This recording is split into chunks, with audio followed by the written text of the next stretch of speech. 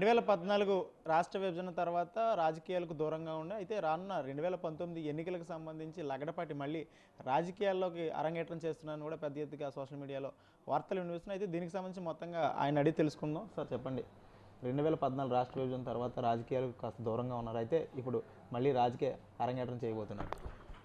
రాజకీయ అరంగేట్రం చేయట్లేదు, అలాగే ప్రత్యక్ష రాజకీయాలకు రావట్లేదు, ఎక్కడా పోటీ కూడా చేయట్లేదు. అది చాలా స్పష్టం. ఏదైనా మీడియా కథనాలు వస్తే దాంట్లో వాస్తవం లేదు.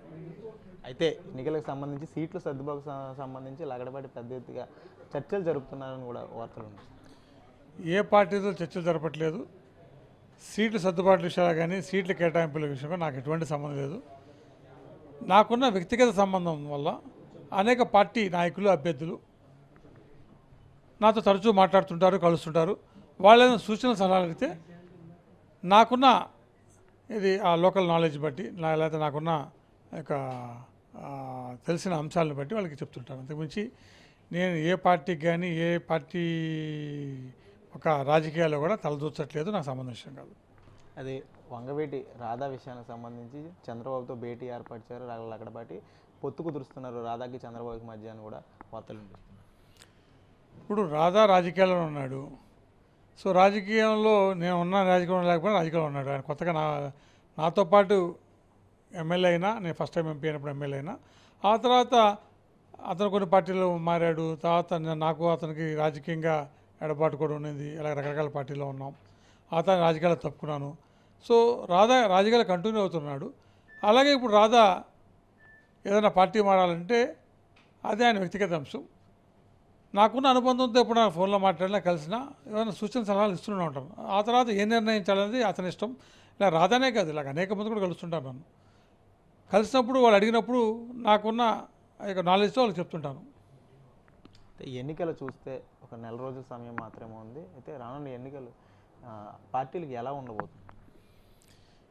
ఖచ్చితంగా ఇది చాలా హోరాహోరీ పోటీ ఉంటుంది. ఎందుకంటే రీజనల్ పార్టీసు, సో ప్రచార నిష్ఠలో కానీ, క్యాండిడేట్ సెలక్షన్లో వడపోత కానీ, ఇలా క్యాండిడేట్ బలాబలాల పరిశీలనలో కానీ, ఇవన్నీ చాలా లోతుగా అధ్యయనం చేసి డిసైడ్ చేస్తారు. కాబట్టి నేషనల్ పార్టీస్ కంటే కూడా రీజనల్ పార్టీస్ మధ్యన యొక్క పోటీ చాలా ఇంటెన్స్గా ఉంటుంది, చాలా హోరాహోరీగా ఉంటుంది, ఉధృతంగా ఉంటుంది. సో ఈ నెల రోజులు అదృష్టం ఏంటంటే నెల రోజులు అయిపోతుంది. ఫస్ట్ ఫేజ్లో వచ్చింది కాబట్టి వాతావరణం కూడా చల్లగా ఉంటుంది. ఎండలు ఇంకా పెరగకముందే ఎన్నికల ప్రక్రియ, మొత్తం క్యాంపెయిన్ ప్రక్రియ, ఓటింగ్ అంతా కూడా అయిపోతుంది. కాబట్టి నిజంగా చెప్పాలంటే అభ్యర్థులందరూ కూడా చాలా అదృష్టవంతులు. లగడపాటి అంటే ఆంధ్ర ఆక్టోపస్ అంటూ ఒక బ్రాండ్ ఉంది.